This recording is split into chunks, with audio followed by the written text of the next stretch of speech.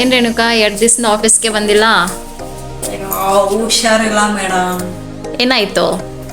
ನೆಗಡಿ, ಜ್ವರ, ತಲೆನೋವು ಬಂದ್ಬಿಟ್ಟಿದೆ ಮೇಡಮ್. ಡಾಕ್ಟರ್ ಹತ್ರ ಹೋಗಿದ್ಯಾ?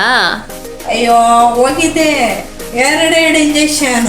ಇಲ್ಲ ಅಂದು ಸಣ್ಣಗೆ ಚುಚ್ಚೋರೆ. ಓ ಮೇಡಮ್, ನೋಯ್ತಾ ಇದೆ. ರೆಸ್ಟ್ ಮಾಡು. ಮಾಡ್ತೀನಿ ಮೇಡಮ್, ನಿದ್ದೆ ಇದೆ. ಮೇಡಮ್, ನಿಮ್ಗೇನೋ ಸರ್ಪ್ರೈಸ್ ತಂದಿದ್ದೀನಿ ಮೇಡಮ್. ಏನ್ ತಂದಿದ್ಯಾ ರೇಣುಕಾ? ಸರ್ಪ್ರೈಸ್ ತಂದಿದ್ದೀನಿ ಮೇಡಮ್. ತೋರ್ಸು. ಮಕ್ಕ ಓಪನ್ ಮಾಡು.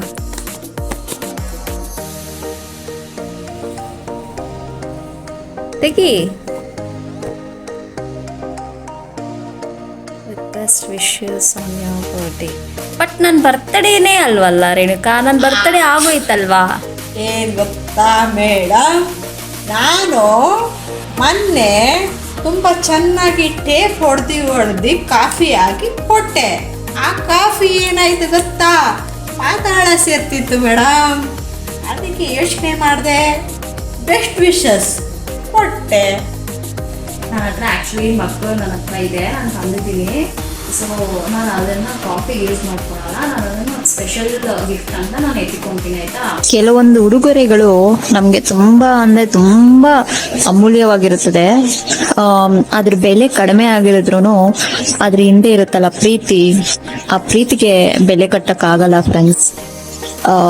ಅದು ಮಗ್ಗ ಆಗಿರಬಹುದು, ಏನೇ ಒಂದು ಪಿನ್ ಆಗಿರ್ಬೋದು, ಏನೇ ಒಂದು ವಸ್ತು ಆಗಿರ್ಬೋದು, ಅದು ನಮ್ಮ ಜೀವನದಲ್ಲಿ ತುಂಬಾ ಮುಖ್ಯವಾಗಿರುತ್ತೆ. ಇದೇ ತರ ನಾನು ತುಂಬಾ ಉಡುಗೊರೆಗಳನ್ನ ಹಂಗೆ ಎತ್ತಿಕೊಂಡಿದೀನಿ, ಇನ್ನೂ ನನ್ನ ಹತ್ರ ಜೋಪಾನ ಮಾಡಿಟ್ಕೊಂಡಿದೀನಿ. ಈ ಮಗನು ಸಹ ನನಗ್ ಗೊತ್ತಿಲ್ಲ ಇದನ್ನ ಎಷ್ಟು ದಿನ ನಾನು ಜೋಪಾನ ಮಾಡಬಲ್ಲೆ ಅಂತ, ಬಟ್ ನಾನು ಇದನ್ನ ಖಂಡಿತವಾಗ್ಲೂ ಇದನ್ನ ಜೋಪಾನ ಮಾಡಿ ಇಟ್ಕೊಂತೀನಿ ಅನ್ನೋ ನಂಬಿಕೆ ನನ್ಗಿದೆ. ಸೊ ರೇಣುಕನ್ಗೆ ನನ್ನ ಕಡೆಯಿಂದ ಥ್ಯಾಂಕ್ ಯು.